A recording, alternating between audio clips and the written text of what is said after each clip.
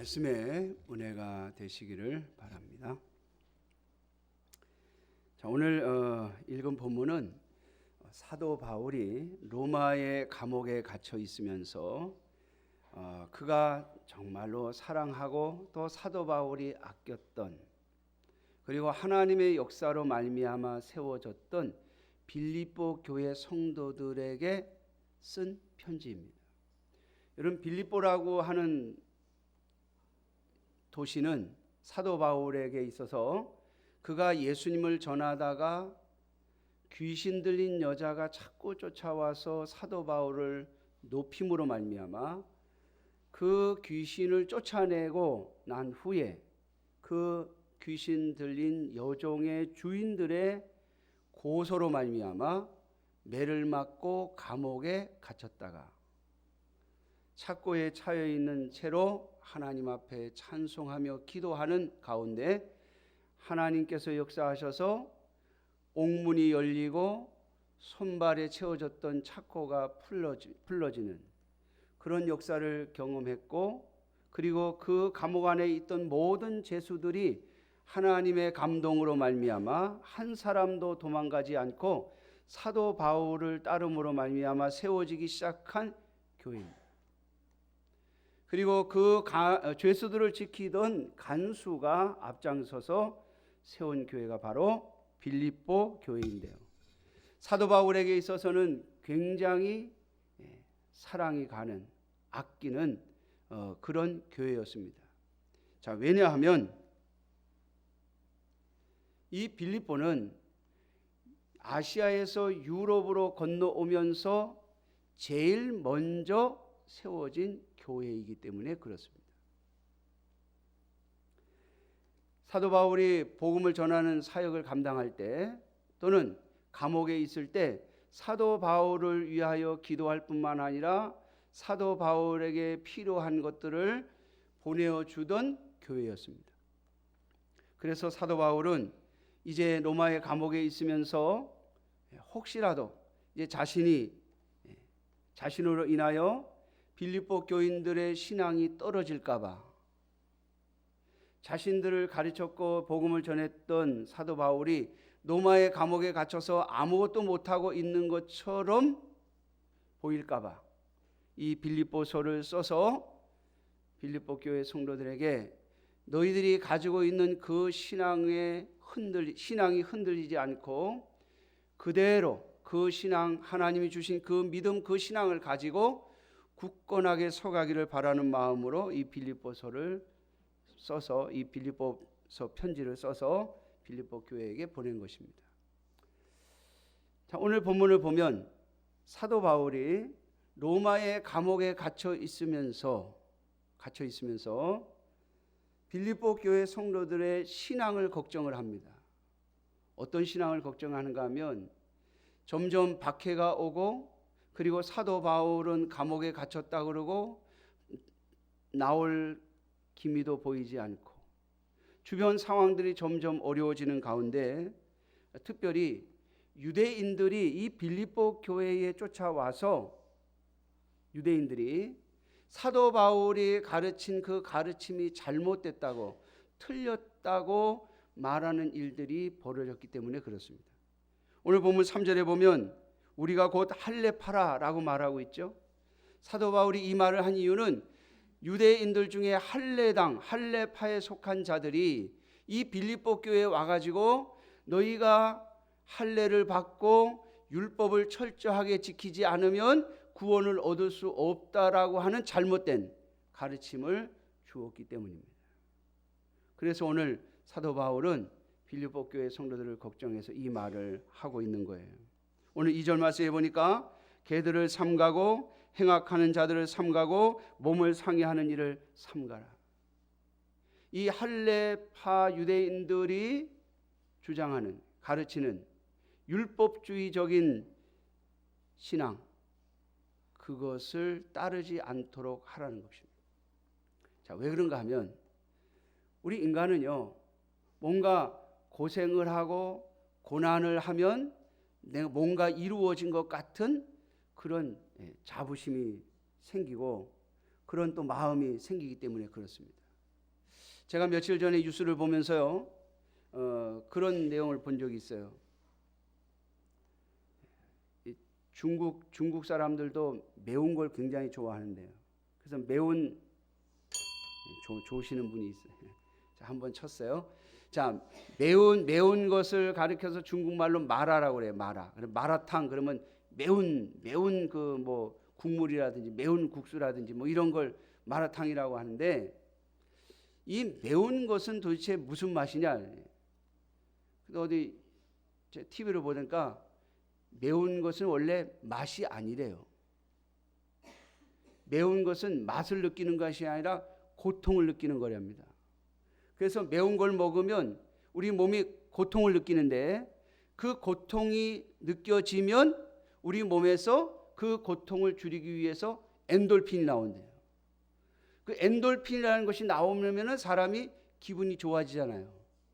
그래서 우리 암 치료하시는 분들은 웃음 치료라는 걸 하잖아요. 막 억지로라도 웃으면 몸에서 엔돌핀이 나와서 우리 몸이 좋아진다고.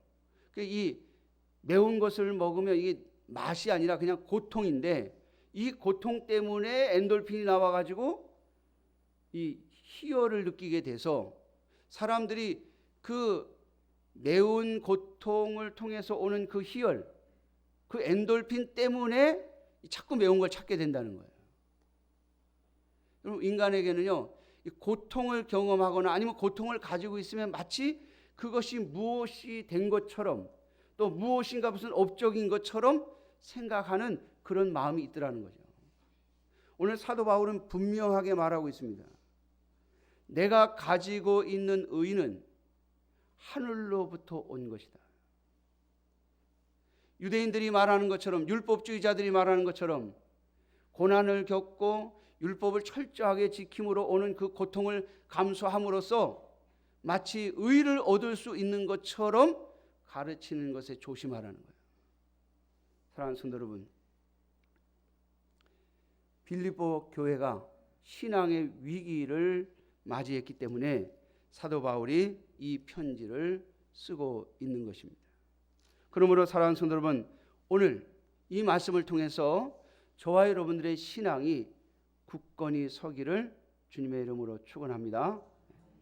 우리가 가지고 있는 의는 하나님이 우리를 의롭다고 인정하시고 구원의 자리에 올려주시는 그 의는 나에게서 나오는 것이 아니라 누구에게서요?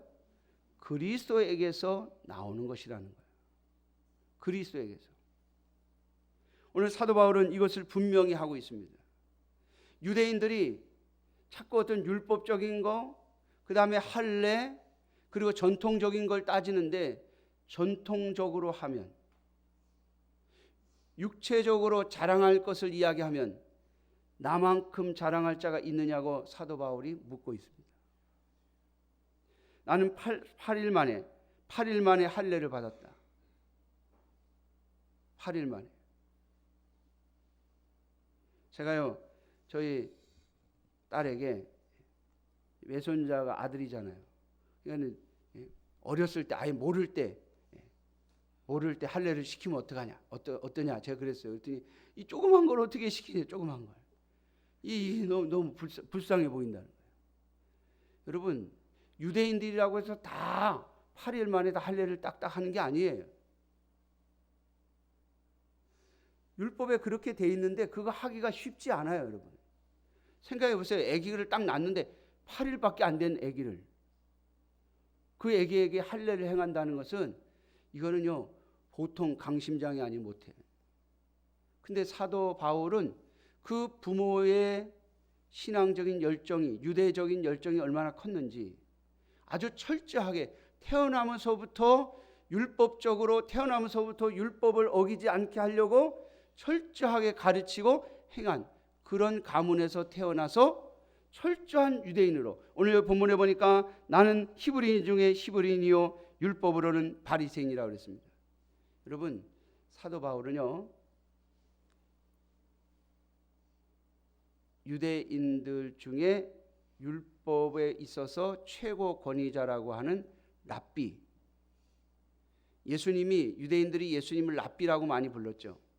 사도 바울은 랍비예요, 랍비. 그러니까 이 사도 바울은 유대의 신앙적으로는요, 누구에게도 뒤지지 않는 사람이에요. 그런데 사도 바울은 오늘 본문에 뭐라고 하고 있습니까? 내가 그리스도를 만난 후에 이 모든 것을 버렸다라고 말하고 있습니다.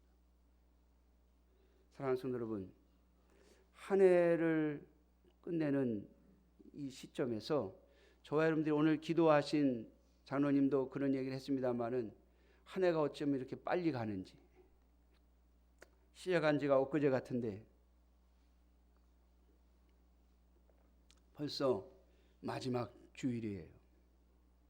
제가 작년에 저희 아들에게 너 이제 신대원 학생이 됐으니까 어디 가서 교육전사님이라도 해야 되지 않겠냐.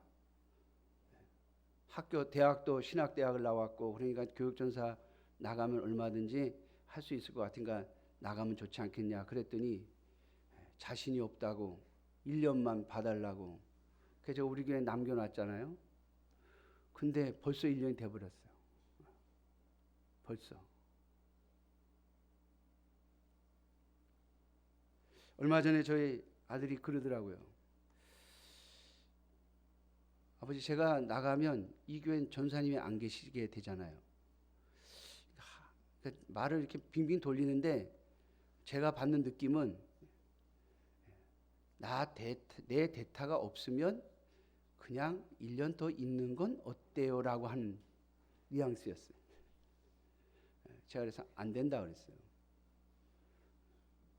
약속을 했으니까 아주 특별히 예외적인 이유가 있지 않으면, 그래서 미국에 가려던 게 점수가 조금 모자라가지고 미국에서 오케이를 안 해가지고 미국도 못 가게 생겼어요. 그러니까 그냥 여기 남아있으면 어떡하는. 근데 제가 안 된다 그랬어요. 아마 저희 아들에게는 1년이 굉장히 빨리 느껴졌을 거예요. 벌써 1년 됐나? 여러분, 참 빠르죠? 그러나 분명한 것은 기억하십시오. 이 세상의 모든 것은 이렇게 끝이 있다는 사실이에요. 반드시 끝이 있습니다. 오늘 사도 바울은 하나님께서 자신에게 주신 그 의를 붙잡는 일을 자신이 어떻게 하고 있는지를 이야기하고 있습니다. 자, 예수 그리스도를 만나고 나니까 이 세상의 것들은 다 가치가 없는 것으로 느껴지더라는 거예요. 여러분, 이 세상의 것이 아무 가치가 없습니까? 아니요. 도구로서는 가치가 있어요. 그러나 목적으로서는 가치가 없어요. 사도 바울이 오늘 본문에 이야기하고 있는 것은 뭐냐면, 예수님을 만나고 나니까 이 세상에 내가 목표로 했던 것, 목적으로 했던 것, 내 삶의 의미를 부여했던 그 모든 것이 다 아무것도 아니더라 라고 하는 거예요. 아니, 오히려 내가 자랑했던 그것들이, 사람들을 향하여 자부심을 가지고 있었던 그것들이 오히려 예수 그리스도에게로 가까이 가는데 방해가 됐더라 라고 하는 겁니다.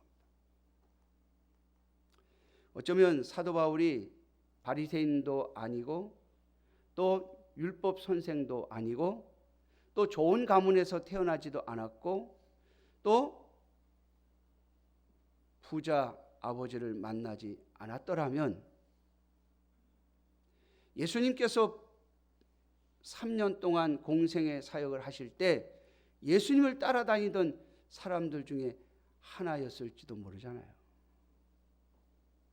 세상에서의 소망이 없어지고 오직 예수 그리스도를 보고 소망을 품었던 예수님 당시의 많은 이스라엘 백성들처럼 말이죠. 그러나 여러분, 사도 바울은 예수님께서 3년의 공생애를 행하는 동안 계속해서 어떻게 하면 저 예수를 없앨까? 어떻게 하면 저 예수를 따라다니는 자들을 전부 제거할까? 그게 여러분 사도 바울의 생각이었어요. 그가 가지고 있는 모든 조건들이 오히려 예수 그리스도를 박해하는 삶을 살도록 만들었다는 겁니다. 그래서 여러분, 사도 바울은 예수님을 만난 다음에 내가 목표로 삼고 내가 목적으로 삼았던 그 모든 가치들을 다 배설물처럼 버렸습니다. 그리고 이 세상의 것들은 바로 예수 그리스도를 따라가는 일에 도구로 삼았던 것이죠. 오늘 사도 바울은 이 이야기를 하고 있는 것입니다. 저는 오늘 이 사도 바울의 이야기 속에서 사도 바울이 표대를 향하여 내가 달려간다. 14절에 보니까 표대를 향하여 내가 달려가노라 라고 말하고 있습니다. 도대체 사도 바울이 말하는 이 표대가 뭘까? 여러분, 지난 1년을 지내시면서 후회하시는 분도 계시고 또 참 보람 있는 한 해였다고 생각하는 분도 계시고 또 좀 아쉬웠다고 하는 분들도 있을 거예요. 그러나 오늘 사도 바울은 본문에 이런 이야기를 합니다. 나에게는 언제나 내가 바라보고 내가 목표로 하고 가는 표대가 있다. 그렇기 때문에 지나온 것에 대해서는 잊어버리려고 한다라고 말하고 있습니다. 사랑하는 성도 여러분, 그렇습니다. 하나님께서 우리에게 과거를 주시고 과거를 기억하게 하시는 것은 앞으로 나아가게 하기 위한 것이지 과거에 매여 있으라고 주시는 것이 아니에요.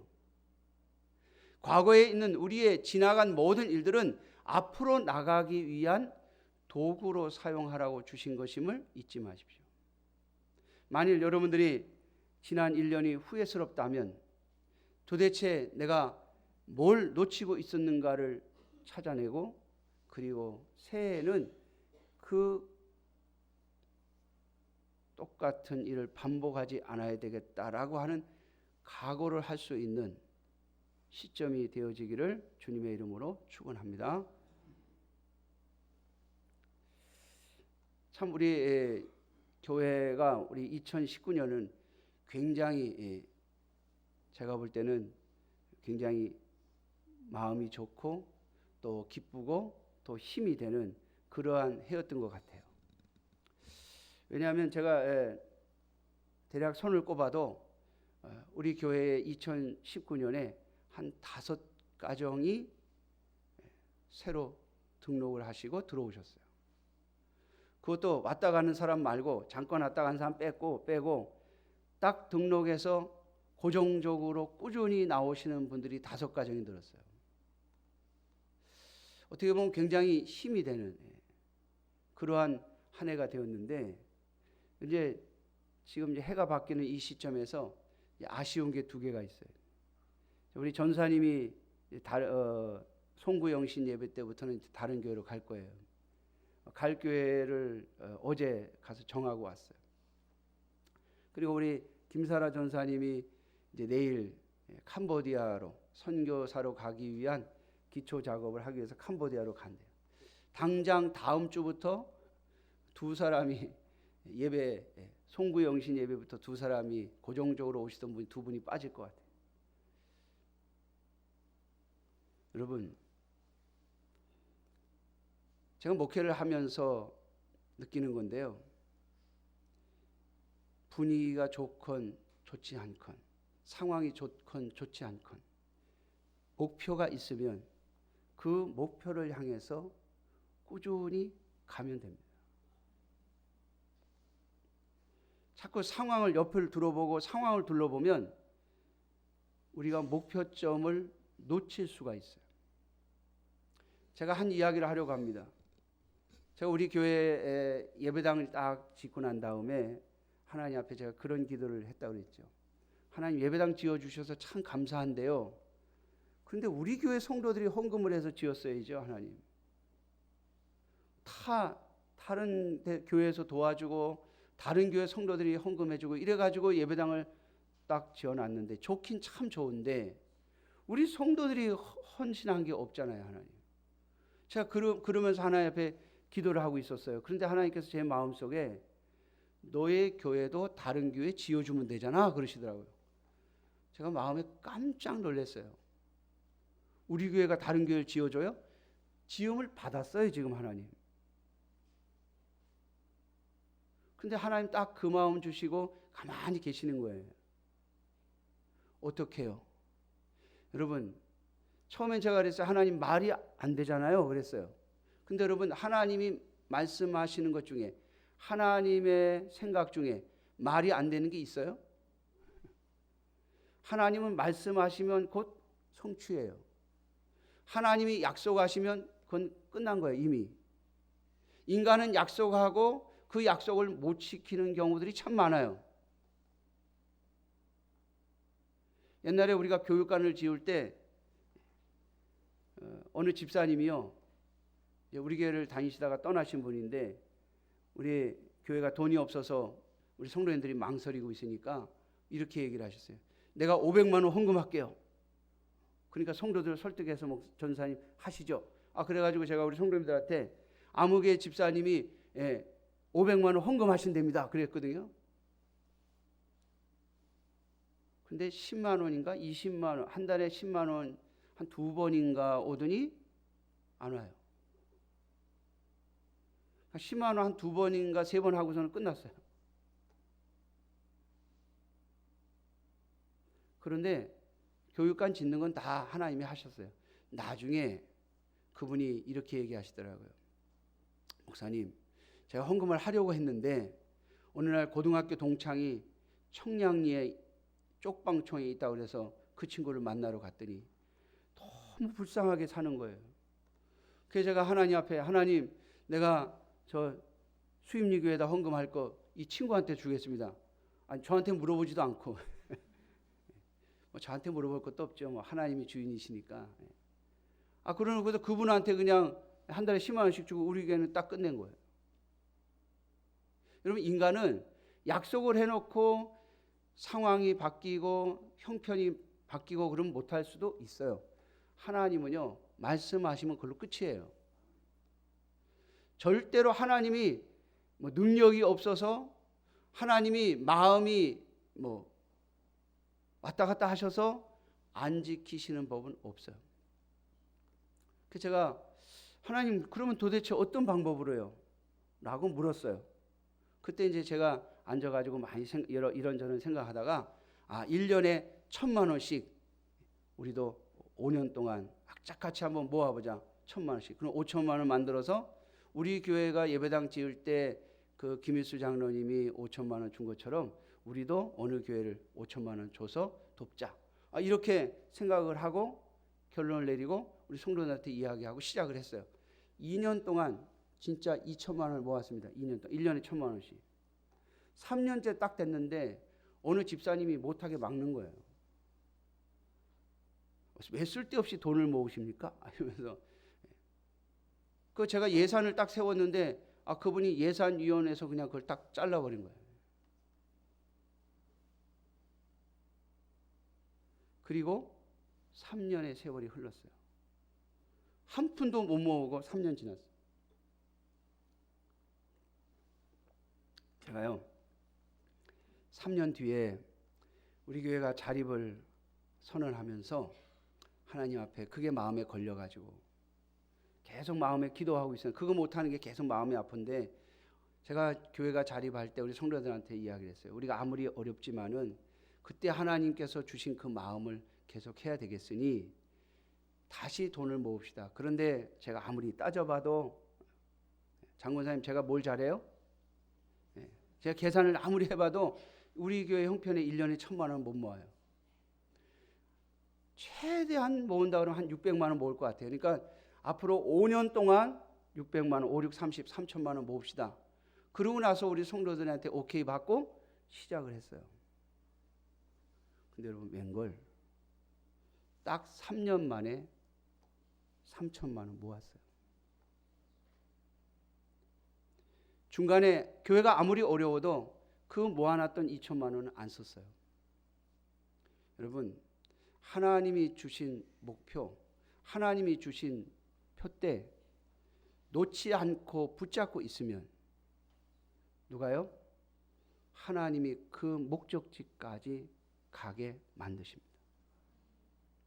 그게 하나님이세요. 전 도저히 안 될 줄 알았어요. 근데 하나님이 참 놀라운 방법으로, 그래서 제가 3년 만에 3천만 원을 모으게 되는 상황을 보면서 제가 스스로 놀랐어요. 역시 내 생각과 하나님의 생각은 다르구나. 사랑하는 성도 여러분, 하나님이 우리에게 주신 표대가 있습니다. 하나님의 자녀들이라면 반드시 하나님께서 주시는 감화와 감동이 있습니다. 하나님께서 부르신 그 부르심이 있습니다. 여러분, 놓지 말고 그 표대를 향해서 끊임없이 기도하고 주님 앞에 엎드리는 여러분들이 되시기를 주님의 이름으로 축원합니다. 주변 쳐다보고 이건 불가능해, 이건 못해 라고 하지 말고, 이건 하나님이 주신 목표이니까, 하나님이 주신 표대이니까, 주께서 나를 부르신 그 부르심이니까 거기에는 반드시 하나님이 주시는 상급이 있는 줄 믿고 달려나가는 하나님의 자녀들이 되시는 귀한 주의 백성들이 되시기를 주님의 이름으로 축원합니다. 이제 한 주간도 며칠 남지 않았죠. 여러분, 지나온 일들은 그냥 다 털어버리세요. 이건 세상적인 관점에서 이야기하는 게 아닙니다. 내가 털어버린다고 털어지는 거 아니죠. 여러분, 주님께서 사도 바울을 통해서 하시는 말씀입니다. 내가 지나온 것들은 잊어버리고, 왜? 거기에 마음을 두지 않고 어떻게 해요? 하나님이 내 앞에 놓으신 것, 내 앞에 내가 도달해야 할 그 목표점, 영어 성경에는 골이라고 되어 있어요. 골대라고 되어 있어요. 그 목표, 하나님이 나에게 주신 그 표대, 그걸 바라보고 또 다름질하려고 한다라고 말이죠. 여러분, 사도 바울은 이런 마음을 가지고 빌립보 교회 성도들에게 편지를 쓰면서 빌립보서에 나오는 유명한 말씀이 있죠. 따라해 볼까요? 내게 능력 주신 자 안에서 내가 모든 것을 할 수 있느니라. 여러분, 이 말씀을요, 많은 사람들이 긍정적인 사고 주장하는 사람들이 이 말씀을 자꾸 써먹으려고 그래요. 여러분, 아니요. 내가 긍정 마인드를 가졌기 때문에 되는 게 아니고 하나님이 주신 명령이기 때문에 되는 거예요. 사도 바울은 그걸 확신하고 있었어요. 나에게 명령하시고 나를 부르시고 나에게 표대를 주신 그 하나님, 그 하나님이 계시기 때문에 나는 그 표대에 다가갈 수 있다라고 하는 고백이에요. 그 표대를 향해 가기 위해서 하나님은 뭐든지 하실 수 있다라고 하는 고백을 하고 있는 겁니다. 그러므로 사랑하는 성도 여러분, 지나온 것, 힘들었던, 아니면 우리가 자랑할 만한 것이 있던 뒤의 것은 이제 하나님께 내려놓고 잊어버리고 앞으로 내가 가야 할 그 표대만을 바라보고 나아가는 여러분들이 되시기를 주님의 이름으로 축원합니다.